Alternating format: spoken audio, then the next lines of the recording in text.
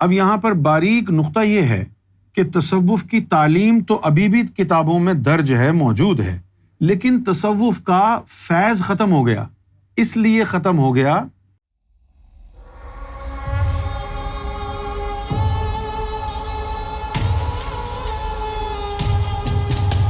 شہباز علی کلہورو سندھ، جس علم کے متعلق آپ فرماتے ہیں کہ اس سے پہلے یہ علم نہیں آیا جو سرکار گوھر شاہی لائے ہیں، تو میرے والد صاحب نے کہا کہ اس علم کا بیان ہمارے مرشد شہنشاہ حافظ علی مراد مست سرکار کر چکے ہیں۔ دراصل شاید سننے میں غلطی ہوئی ہے، کیونکہ یہ جو طریقت کی تعلیم ہے اس کے بارے میں نہیں کہا میں نے۔ یہ تعلیم تو مولا علی سے چلی آ رہی ہے، یہ کوئی نئی تو نہیں آئی۔ حضور صلی اللہ علیہ وسلم کے زمانے سے یہ تعلیم جو دل والی ہے، طریقت کی تعلیم، یہ چلی آ رہی ہے، اور یقیناً یہی طریقت کی دل والی روحانیت کی تعلیم آپ کے جو والد محترم ہیں ان کے مرشد نے بھی یہ تعلیم بیان کی ہوگی، اس میں بھی کوئی شک نہیں۔ لیکن جس تعلیم کا میں نے کہا ہے کہ یہ سرکار سے پہلے نہیں آئی، وہ تعلیم کوئی اور ہے، وہ یہ دل والا علم نہیں ہے۔ اچھا، ایک طریقہ ہے، یہ جو دل والی تعلیم ہے یہ تو وہ تعلیم ہے جو حضور کے زمانے سے چلتی آ رہی ہے، اور شہباز علی کلہورو صاحب کے جو والد محترم ہیں اور آپ کے والد محترم کے جو مرشد ہیں انہوں نے بھی اس تعلیم کا ذکر کیا ہوگا، لوگوں کو فیض بھی دیا ہوگا۔ لیکن ایک طریقہ ہے، وہ طریقہ پہلے نہیں آیا۔ وہ طریقہ کیا ہے؟ وہ طریقہ ہے کہ اس دل والی تعلیم کو بغیر بیعت کے، بغیر قید مذہب و ملت، بغیر تفریق مذہب و دین، یہ طریقہ پہلے نہیں آیا۔ جتنے بھی اولیاء کرام اس سے پہلے تشریف لائے ہیں، فقراء، عشاقان الہی، انہوں نے لوگوں کو لا الہ الا اللہ محمد رسول اللہ کا فیض دیا۔ لیکن سرکار گوھر شاہی کے یہاں یہ ایک طریقہ ہے کہ آپ غیر مسلم حضرات کو بھی ذکر قلب عطا فرما دیں۔ تو تعلیم تو وہی ہے لیکن طریقہ نیا ہے۔ اچھا، اب کیوں ایسا ہے؟ اگر سرکار گوھر شاہی ایسا کر رہے ہیں تو کیا کوئی اور بھی کر سکتا ہے یا کر سکتا تھا؟ جیسے بابا گرو نانک دیو جی تھے، میں نے خود سرکار سے سنا، سرکار نے فرمایا کہ جو بابا گرو نانک تھے ان کا بھی دل یہ چاہتا تھا کہ یہ جو اللہ اللہ والی تعلیم ہے دل کی، یہ سارے مذاہب کو میں دے دوں، اور سب جو ہے وہ اللہ کی محبت میں داخل ہو جائیں۔ انہوں نے بھی اس کی کوشش کی، لیکن اللہ کی طرف سے وقت مقرر تھا، لہٰذا بابا گرو نانک دیو جی نے کوشش کی، لیکن اس کا نتیجہ کیا نکلا؟ ایک نیا مذہب بن گیا، وہ دین الہی نہیں تھا، وہ سکھزم تھا۔ تو اب اگر کوئی اور یہ تحریک چلائے اور کہے کہ بھئی غیر مسلم بھی ذکر قلب لے سکتے ہیں، تو کیا وہ کامیاب ہوگا؟ نہیں، وہ کامیاب نہیں ہوگا۔ کیوں نہیں ہوگا وہ کامیاب؟ کیونکہ لا الہ الا اللہ کے ساتھ محمد رسول اللہ ضروری تھا، اس لیے کہ لا الہ الا اللہ کا فیض محمد رسول اللہ کے وسیلے سے ملتا تھا۔ اگر حضور کا وسیلہ نکال دیں تو پھر اللہ تک رسائی ختم ہو جاتی ہے۔ تو اب کوئی ولی اگر ایسی تعلیم دیتا تو کیا فیض دے پاتا؟ کیونکہ اس کا سلسلہ اللہ سے ڈائریکٹ تو نہیں جڑا ہوا تھا نا، ولی کا حضور کے وسیلے سے وہ اللہ سے جڑا ہوا تھا نا۔ لیکن سیدنا امام مہدی سرکار گوھر شاہی کی جو ذات والا ہے، ان کا براہ راست تعلق اللہ سے جڑا ہوا ہے، کیونکہ وہ آخری خلیفہ ہیں۔ لہٰذا فقط سرکار گوھر شاہی یہ ذکر قلب جو صرف دین اسلام میں تھا، وہ ساری دنیا کو اپنے بلبوتے پر، جو ان کا اپنا ذاتی اللہ سے تعلق ہے، اس کے بلبوتے پر غیر مسلم حضرات کو بھی اللہ کے ذکر سے مالا مال فرما رہے ہیں۔ تو تعلیم یہ وہی ہے جو آپ کے مرشد، آپ کے والد صاحب کے مرشد نے بیان کیا ہوگا، اس کو اس سے پہلے لاکھوں اولیاء کرام نے، فقراء کرام نے ان کو تعلیمات کو بیان کیا۔ نفس کو پاک کرنا، دل کو بیدار کرنا، باقی جتنے لطائف ہیں ان تمام لطائف کو بیدار کر کے ان کو ذکر میں لگانا، ان کی تربیت کرنا، پھر ان میں سے جزے نکالنا، پھر ان کی تربیت کرنا، پھر ان کو ذکر فکر سکھانا، پھر ان کو تلاوت قرآن اور نماز پڑھانا، اور پھر جب وہ اس سے طاقتور ہو جائیں اور پرواز کے لیے تیار ہو جائیں تو پھر ہر جزے کو اس کے جو متعلقہ عالم ہے مراقبے کے ذریعے وہاں تک پہنچانا۔ یہ تمام تعلیمات سے پہلے موجود 1450 سال سے چلتی آ رہی۔ لیکن اس میں جو نیا طریقہ سرکار نے انٹروڈیوس فرمایا ہے وہ خالصتاً امام مہدی کی نشانی ہے کہ امام مہدی پوری انسانیت کے لیے تشریف لائے۔ اب یہ کہہ دینا تو آسان ہے کہ بھائی آپ نے ہندوؤں کو، سکھوں کو، عیسائیوں کو کیوں لگا لیا، لیکن آپ یہ تو سوچیں کہ اللہ کا ذکر ہدایت الہی ہے، دل کا ذکر اللہ کرنا یہ عام بات یا عبادت نہیں ہے، یہ اللہ کی طرف سے ہدایت کی دلیل ہے۔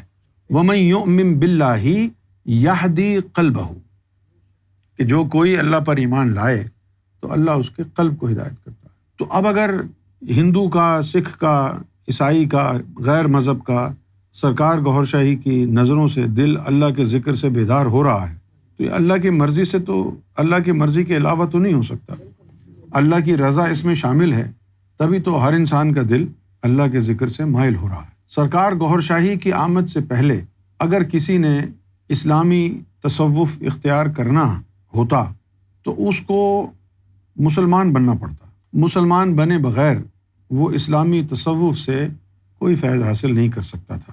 لیکن سرکار گوھر شاہی نے تمام انسانوں کو یہ دعوت دی کہ یہ آخری وقت ہے، مذاہب میں گڑبڑ ہو چکی ہے۔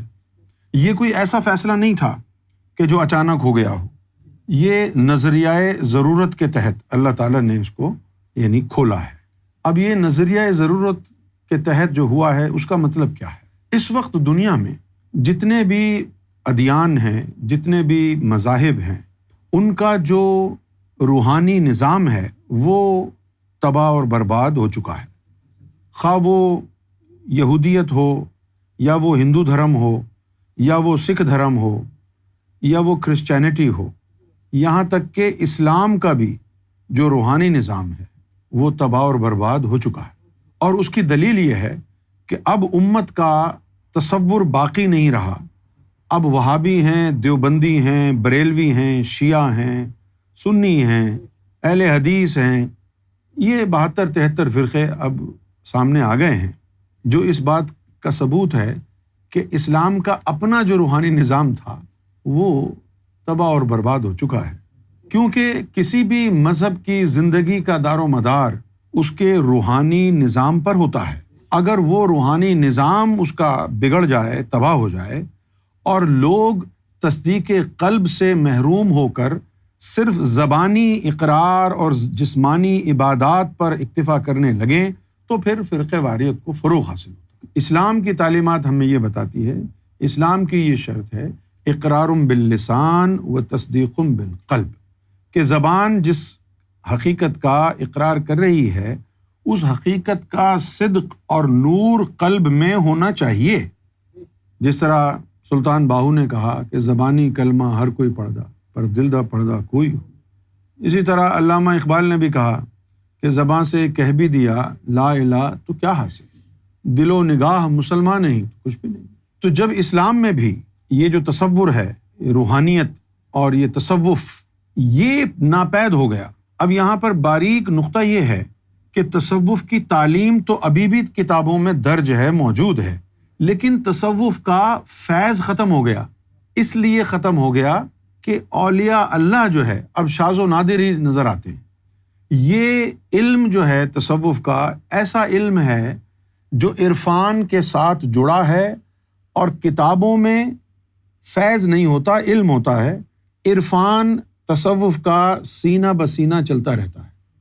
اب ہمارے ارد گرد جو ہمیں روحانی سلاسل نظر آتے ہیں، سلسلہ نقشبندیہ ہے، سلسلہ قادریہ ہے، چشتیہ ہے، اور سہروردیہ سلسلہ ہے، اور بھی بہت سارے سلسلے ہیں، سلسلہ شاذلیہ ہے، شتاریہ ہے، رفاعیہ ہے، یہ تمام سلاسل تو موجود ہیں۔ ان میں ان سلاسل کے بزرگان دین کی ان کے شجرہ نسب بھی موجود ہیں، لیکن اب ان میں ولایت نہیں رہی، اور جو اولیاء اکرام ان سلاسل میں گزر گئے ان کی اولاد گدی نشین بن کے بیٹھ گئی ہے، جو اس سیٹ کے مستحق نہیں تھے۔ مستحق اس لیے نہیں تھے کہ ولی کا چناؤ انسان نہیں اللہ کرتا ہے، جس کو اللہ تعالیٰ ولایت عطا فرماتا ہے وہ ولی اللہ ہوتا ہے۔ یہ جو ولایت ہے یہ وراثت نہیں ہے کہ کسی کا اگر دادا ولی ہے تو بائی برتھ اس کی اولاد بھی ولی ہوگی، پھر اس کی اولاد بھی ولی ہوگی. یہ سلسلہ جو ہے وراثت میں نہیں آتا. سمجھ گئے آپ؟ تو اب جتنے بھی روحانی سلسلے موجود ہیں اس وقت، بڑی تحقیق کرنے کے بعد میں کہہ رہا ہوں، یہ سنی سنائی بات نہیں ہے، کہ اب ان میں تعلیم تو رہ گئی ہے، بیعت اور نذرانہ بھی رہ گیا ہے، چل رہا ہے، خوب چل رہا ہے. بلکہ آپ یقین جانیں صرف اور صرف نذرانہ ہی چل رہا ہے، جیب در جیب. فیض سینہ بسینہ ختم نذرانہ جیب در جیب، فرام ون پاکٹ ٹو اندر، یہ چل رہا ہے. تو جب روحانی سلاسل خالی ہو جائیں، علم سے نہیں، فیض اور عرفان سے، تو پھر روحانی نظام تباہ اور برباد ہو جاتا ہے. اب دنیا کی جو حالت ہے روحانی وہ یہ ہے کہ ویسٹ میں روحانیت کے نام پر کچھ عجیب و غریب چیزیں کی جا رہی ہیں. 2008 میں، آج سے 15 سال پہلے، میں کینیڈا گیا ہوا تھا. تو وہاں پر ایک شہر ہے البرٹا اسٹیٹ میں، ایڈمنٹن. تو وہاں بہت بڑا ایک ایکسپو تھا، بہت میسو، یعنی ایڈمنٹن سٹی کا جو ایکسپو سینٹر تھا اس کے اندر منعقد کیا گیا، بڑا. وہاں پر بہت ساری چیزیں بھی ہوئیں. وہاں چند پولش خواتین آئیں، انہوں نے ضد کی کہ ہمیں عیسیٰ علیہ السلام سے ملائیں. تو ہم نے ان کو کشف ملکوتی کے ذریعے عیسیٰ علیہ السلام کا دیدار بھی کرایا. پھر وہ ایک اور کو پکڑ لائی، اس کو بھی کرایا. اسی جگہ ہمیں حضرت الیاس علیہ السلام بھی ملے. جو لوگ موجود ہیں وہ جانتے ہیں. تو وہاں جب میں بیٹھا اور مختلف لوگوں کی میں نے تقریریں سنی روحانیت کے موضوع پہ، تو میرا دل بڑا دکھا کہ یہ کیا روحانیت بیان ہو رہی ہے، یہ تو روحانیت ہے ہی نہیں. دراصل ہوا یہ کہ یہ ہندوستان سے خاص طور پر جو گرو وغیرہ آئے، ایک تو ہوتا ہے ست گرو جس کے اندر بھگوان ہوتا ہے، اور ایک ہوتا ہے فراڈیا، جو مسلمانوں میں بھی بہت ولی فراڈیا ہیں، ہندوؤں میں بھی ہوں گے، سکھوں میں بھی ہوں گے، ہر جگہ ہوں گے. تو وہ جو گرو تھے نہیں، تو گرو کا انہوں نے لبادہ اوڑھ لیا اور وہ امریکہ میں جا بسے. اور ان کے پاس ایک چیز ایسی تھی جس کے ذریعے انہوں نے گوری قوم کو بیوقوف بنایا، اور وہ تھا یوگا. یوگا کر کر کے الٹا سیدھا لٹک لٹک کے، مٹک مٹک کے، چٹک چٹک کے، بھٹک بھٹک کے انہوں نے روحانیت کا ستیہ ناش کر دیا. اچھا، اب وہاں دیکھیں ہم کہ کوئی کہہ رہا ہے جی ہم آپ کی ہیئر ریڈنگ کریں گے. ابے ہیئر پہ کیا لکھا ہوا ہے جو تو ہیئر ریڈنگ کرے گا؟ کوئی عورتوں کے اوپر ہاتھ پھیر رہا ہے، اور وہ عورتیں 200 300 ڈالر بھی دے رہی ہیں صرف ہاتھ پھروانے کے، اور یہ روحانیت ہے. کوئی اپنی پام ریڈنگ کرا رہا ہے، کوئی نیل ریڈنگ کرا رہا ہے، یہی سب کچھ چل رہا تھا وہاں پر، اور کچھ تھا ہی نہیں. بڑا دل دکھا. اچھا، پھر یہ پتہ چلا کہ ہر آدمی کی خواہش یہ ہے، یعنی یہ تو ایسی بات تھی کہ مجھے تو بڑا ہی غصہ آیا. وہاں لوگ کہنے لگے کہ بھائی اگر آپ نے ہم کو ذکر قلب دینا ہے تو ہمیں اللہ کا نام نہیں چاہیے. میں نے بولا بھائی کس کا نام چاہیے؟ کہتا ہے میرے اپنے نام سے ذکر چلاؤ. یہ کوئی بات ہے یار، کوئی سمجھنے والی بات ہے؟ تو ہم نے تو وہاں بڑی کوشش کر کے دیکھی، لیکن وہ سامنے سمجھ میں آیا کہ نہیں بھائی نہیں، یہ جس اسپریچویلٹی کا ذکر کر رہے ہیں، یہ اسپریچویلٹی اور اس کے پرنسپلز انہوں نے خود ہی بنائے ہیں اپنے آپ کو تسلی دینے کے لیے، ورنہ یہ اسپریچویلٹی نہیں ہے. بھائی یوگا ہے، اسپریچویلٹی کیوں کہتے ہو یوگا کو یار؟ تو روحانیت جو ہے وہ کہیں کھو گئی. کیسے کھو گئی؟ کہ جب ولی آنا بند ہو گئے تو فیض بند ہو گیا. جب فیض بند ہو گیا تو صرف تعلیم رہ گئی، علم رہ گیا. وہ علم دماغ میں گیا اور پھر لوگ جھوٹے ولی بننے لگے. پھر شیطان بھی اس میں آ گئے، جنہوں نے دیکھا کہ یار یہ تو سب سے بہترین بزنس ہے جس میں عزت بھی ہے اور ناراض نہ ہونا. مسلمان اور ہندو گرو اور مسلمان پیر دونوں نے دیکھا کہ اس میں تو عورتوں کے اوپر ہاتھ صاف کرنے کا بھی موقع مل جاتا ہے نا، تو وہ پیسہ بھی ملتا ہے، تو وہ اس میں آ گئے اور امریکہ میں روحانیت کو تباہ اور برباد کر دیا. حالانکہ امریکہ میں خاص طور پر یہ جو علاقہ ہے کیلیفورنیا کا جو علاقہ ہے، لاس اینجلس وغیرہ، اس علاقے میں روحانیت کے طلبگار ہیں. پھر ایک اور اسٹیٹ ہے نیو میکسیکو، وہاں پر بھی روحانیت کے طلبگار ہیں. پھر ہم ایریزونا گئے، وہاں پر بھی دیکھا ایریزونا میں بھی روحانیت کے طلبگار لوگ ہیں. لیکن ان کو یہ جو کھاؤ پیر ہے نا، کھانے پینے والے پیر، انہوں نے الٹی سیدھی جو ہے نا وہ چیزوں میں لگایا ہوا ہے، کوئی کچھ کر رہا ہے، کوئی کچھ کر، روحانیت نہیں آتی کسی کو، یہ تک نہیں پتا کہ روحانیت روح کو زندہ کرنے کا، بیدار کرنے کا نام ہے، یہ تک نہیں پتا۔ تو ویسٹ کا تو یہ حال ہو گیا۔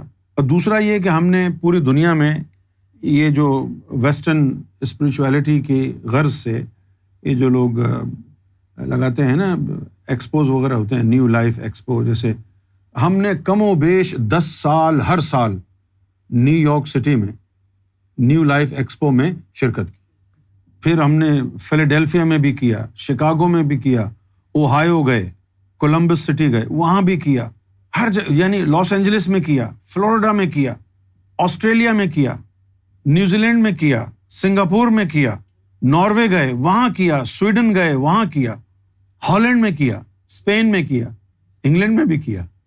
تو اتنے سارے دنیا بھر میں ہم نے ویسٹرن اسپرچویلٹی کے اوپر ایکسپوز میں شرکت کی، اپنا اسٹال لگایا، اپنا مشن لوگوں کو بتایا، تو پتہ چلا کہ ان کی اسپرچویلٹی کیا ہے۔ ہم جو اسپرچویلٹی بتاتے ہیں وہ ان کے اوپر سے گزر جاتی، اور اس کے بعد اب آ گیا دور پھر ایک نیو ایج اسپرچویلٹی کا، ایک ووک مینٹیلٹی آ گئی کہ جو تمہاری اپنی فیلنگ ہے بس اسی کو سچ جانو۔ پھر ان کی اسپرچویلٹی میں ہم نے یہ دیکھا کہ یہ کہتے ہیں کہ اس میں مرشد ورشد کی، ٹیچر ویچر کی کوئی ضرورت نہیں، ہم خود اپنے آپ کو اسپرچول بنا لیں گے۔ میں نے کہا یار یہ تو نہ سمجھ میں آنے والی کہانی ہے۔ تو اس کے بعد پھر ہم جو ہے یہ امریکہ کینیڈا سے دل برداشتہ ہو۔ اس کی وجہ کیا کہ جب ہم جائیں، جب ایکسپو میں ہم جائیں تو ہر شہر میں جا کے ہوٹل کریں، ہے نا بھائی، $2,500-3,000 کا ہوٹل، تو ایک ایک دورے کے اوپر، ایک ایک US ٹرپ کے اوپر ہمارے 80 ہزار خرچ ہوئے۔ اتنا پیسہ ہم نے وہاں پر برباد کیا، لیکن نتیجہ کچھ نہیں نکلا۔ محسوس ہوتا ہے لوگوں کو کہ ہاں بھائی ذکر ہو رہا ہے، لیکن اس پہ توجہ نہیں دیتے۔ تو ویسٹرن جو اسپرچویلٹی ہے اس کو تو ہم نے کھنگال لیا، اور یہ تو بس ایسے ہی ہے، it's just hoax, nothing else. اب آ جائیں ایسٹرن اسپرچویلٹی پر۔ ایسٹرن اسپرچویلٹی جو ہے یا تو ہندوستان میں ہندو دھرم کے جو گرو ہیں ان کے پاس ملنی چاہیے، یا پھر مسلمان صوفیوں کے پاس ملنی چاہیے۔ اب دیکھیں کہ ایسٹ میں ایک بہت بڑا مسلمانوں کا جو طبقہ ہے، عرب ممالک ہیں، وہ تو روحانیت سے دستبردار ہو چکے ہیں۔ وہ کہتے ہیں کہ بھائی کوئی باطنی علم نہیں ہے، کوئی روحانیت نہیں ہے، بس 2-4 ٹکریں ہر وقت مارو جا کے مسجد میں اور آ جاؤ، اسلام پورا ہو گیا۔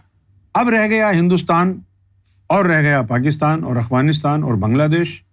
تو یہاں جو مسلمان ہیں وہ سرے سے ان کو روحانیت کا کوئی علم ہی نہیں ہے، اور اگر کوئی پیر پکڑا ہوا ہے، کسی نے مرید بن رہا ہے، تو نہ پیر کو پتا ہے کہ بھئی فیض دینا ہے، نہ مرید کو پتا ہے فیض دینا ہے، لینا ہے۔ تو مرید کو کیا پتا ہوگا فیض دینے کا جب اس کے اپنے پاس فیض نہیں ہے؟ تو یہ اس نظام میں کرپشن آ گیا، سمجھ گئے آپ؟ تو اس تمام تر چیزوں کو، روحانیت کو، علم باطن کو، ولایت و فقر اور عشق کو، اس کے تصور کو سرکار گوھر شاہی نے از سر نو دوبارہ زندہ کیا ہے اور بتایا ہے کہ بھئی مومن بننے کے لیے ضروری ہے کہ تزکیہ نفس ہو، مومن بننے کے لیے ضروری ہے کہ تصفیہ قلب ہو، قلب بیدار ہو، قلب میں اسم ذات اللہ کا ذکر جو ہے وہ استقرار پکڑے، آپ ذاکر قلبی بن جائیں، سوتے اٹھتے بیٹھتے کروٹوں کے بل آپ کا دل اللہ کا ذکر کرتا ہو۔ یہی قرآن مجید کا حکم بھی ہے کہ الذین یذکرون اللہ قیاما وقعودا وعلی جنوبہم، کہ مومن تو وہ ہیں کہ کھڑے ہوں تب بھی ذکر اللہ میں ہوتے ہیں، بیٹھے ہوں تب بھی ذکر اللہ میں ہوتے ہیں، اور کروٹوں کے بل سو رہے ہوں تب بھی ذکر اللہ میں ہوتے ہیں۔ یہ چیز بزرگان دین سے سنی ہے لوگوں نے، ہمیں معلوم ہے۔ ہندوستان سے بہت لوگ آتے ہیں، کہتے ہیں جی ذکر قلب چاہیے۔ کہاں سے پتہ چلا؟ جی ہمارے خاندان کے بزرگوں میں ہم نے سنا تھا، یا کوئی کہتا ہے ہم نے اپنے مرشد سے سنا تھا۔ تو اس تعلیم کا ذکر تو موجود ہے، لوگ جانتے ہیں کہ ہاں بھائی ایسی چیز ہوا کرتی تھی، لیکن اب فیض کسی کے پاس ہے نہیں۔ تعلیم ہے کہ ہاں ذکر قلب ہوتا ہے، بھائی غوث پاک کی کتاب اٹھا کے پڑھیں، اس میں بھی لکھا ہے، سلطان باہو کی کتابیں اٹھا کے پڑھیں، اس میں لکھا ہے، شاہ عبد اللطیف بٹائی نے کہا ہے، سچل سرمس نے کہا ہے، لال شہباز قلندر، سب ان تمام بزرگان دین نے اس کا ذکر فرمایا ہے۔ لیکن اس کا فیض اور عرفان وہ ایسے سینے سے برآمد ہوتا ہے کہ جس کو اللہ تعالیٰ نے ولایت عطا فرمائی ہو، جو اس کو وراثت سمجھ کے کہ میرا باپ ولی تھا، میرا دادا ولی تھا، خود جو ہے گدی پر بیٹھ جائے اور لوگوں کو بیعت کرنا شروع کر دے، تو ہمارے نزدیک جو ہے یہ زندیقی ہے اور یہ کفر سے بھی بدتر ہے۔ تو خلاصہ کلام یہ ہے کہ دل والی تعلیم تو چلی آ رہی ہے حضور صلی اللہ علیہ وسلم کے دور سے، اور کتنے سلاسل کے ذریعے لوگوں کو ملتی رہی ہے۔ تو ہمارے بھائی جو شہباز علی کلہورو ہیں، ان کے والد محترم اور ان کے مرشد پاک ضرور انہوں نے اس تعلیم پر گفتگو فرمائی ہوگی، اور عین ممکن ہے فیض بھی دیا ہو، تو میں اس سے انکاری نہیں ہوں کہ یہ تعلیم نہیں ہے، بلکہ میں نے اضافہ یہ کیا ہے اپنی بات میں کہ سرکار گوھر شاہی نے اسی جاری شدہ تعلیم کو تمام اقوام عالم کے لیے، تمام مذاہب کے لیے جو کھولا ہے، اس کے لیے نیا طریقہ استعمال کیا ہے۔ یہ طریقہ پہلے نہیں تھا۔ جتنے بھی انبیاء اکرام آئے، مرسلین جو تھے، ان کو دو طرح کا علم ملا۔ 1,24,000 پیغمبروں میں صرف 5 اولو العزم مرسلین تھے، کہ سینے کے اندر 5 ہی لطائف ہیں۔ یہ جو سینے کے 5 لطائف ہیں، ان 5 لطائف کا تعلق علم سے ہے۔ کس سے ہے؟ علم سے ہے۔ لطیفہ قلب کا کی نبوت و ولایت وہ آدم صفی اللہ کو عطا ہوئی، ٹھیک ہے نا؟ تو آدم کو ایک ظاہری علم ملا اور ایک دل والا علم ملا، یہ 2 علم ہو گئے نا۔ پھر ابراہیم علیہ السلام کو روح کی نبوت و ولایت ملی، یہ باطنی علم تھا۔ ایک ان کو ظاہری علم ملا جو شریعت کہلائی، ان کے پاس بھی 2 علم ہو گئے۔ پھر موسیٰ علیہ السلام ایک اندر کا ایک باہر کا علم، 2 ہو گئے۔ پھر عیسیٰ علیہ السلام ایک لطیفہ خفی کا علم، ایک ظاہری علم، ان کے پاس بھی 2 ہو گئے۔ جب محمد رسول اللہ آئے تو ان کو 2 نہیں 3 علم عطا ہوئے۔ وہ کیسے؟ ایک ظاہری علم عطا ہوا اور ایک باطنی علم عطا ہوا ان کے لطیفہ اخفا والا، اور یہ نبوت کا حصہ کہلایا۔ لیکن اس سے ہٹ کے جو سر میں ایک لطیفہ ہوتا ہے، اس کی بھی تعلیم حضور پاک کو عطا کری، اس لیے آپ امام الانبیاء کہلائے۔ کوئی بھی اولو العزم مرسل ایسا نہیں تھا جس کو ایک سے زیادہ لطیفوں کا علم عطا ہوا ہو۔ سارے نبیوں میں صرف محمد رسول اللہ کو 2 لطیفوں کا علم عطا ہوا، تب امام الانبیاء کہلائے نا، ورنہ تو برابر ہو جاتے ہیں نا۔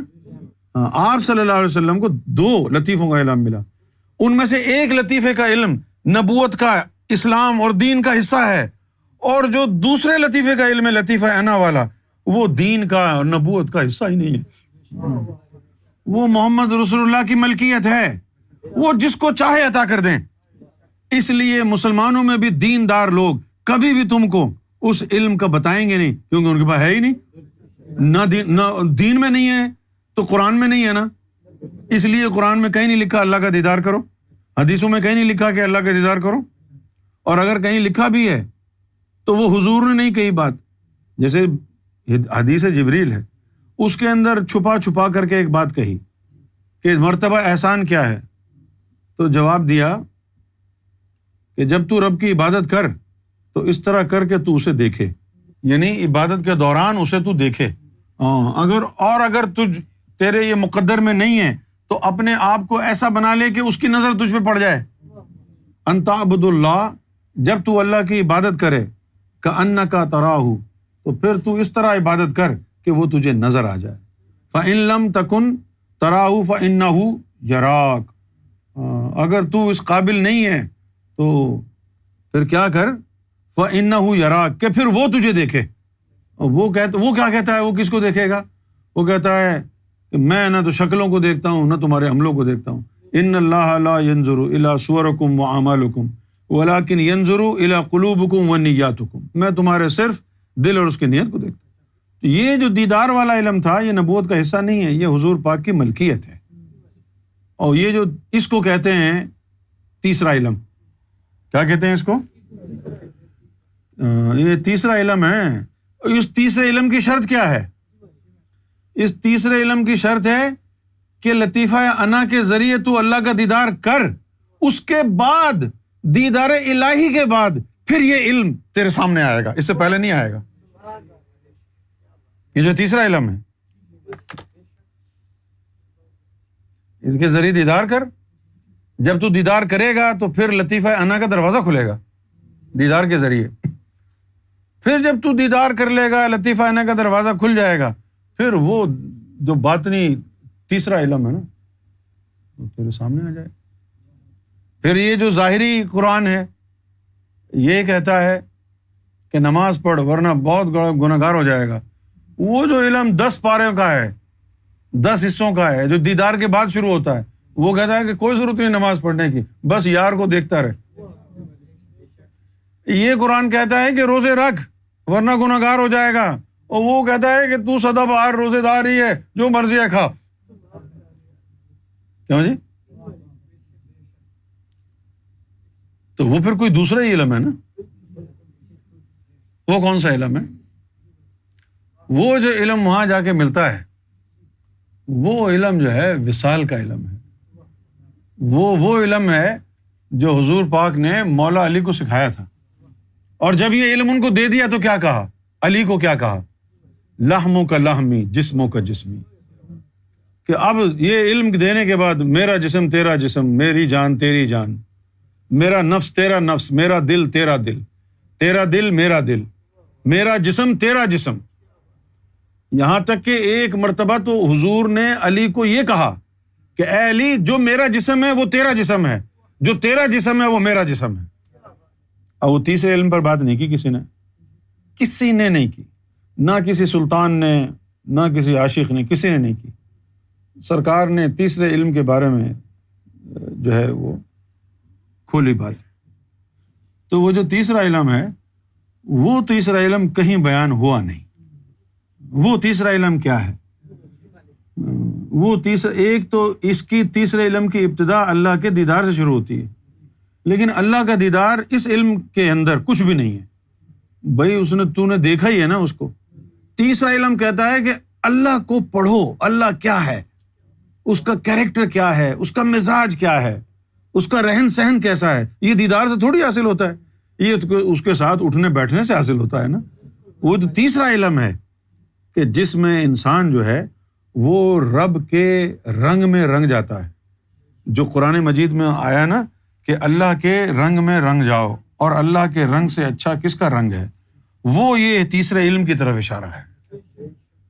صبغۃ اللہ، اور اللہ کا رنگ، صبغۃ اللہ، اللہ کا رنگ، ومن احسن من اللہ صبغہ، اور اللہ کے رنگ سے اچھا کس کا رنگ ہے، وَنَحْنُ لَهُ عَابِدُونَ، اور ہم تو تیری ہی بندگی اختیار کرتے ہیں۔ تو یہ علم بھی بیان نہیں ہوا، لیکن سرکار گوھر شاہی نے اس علم کا اپنی کتاب میں ذکر فرمایا ہے، عشق الہی کے نام سے، دین الہی کے نام سے، اور اس کا فیض بھی دے رہے ہیں۔ مجھے امید ہے کہ آپ کو میری بات سمجھ میں آ گئی ہوگی۔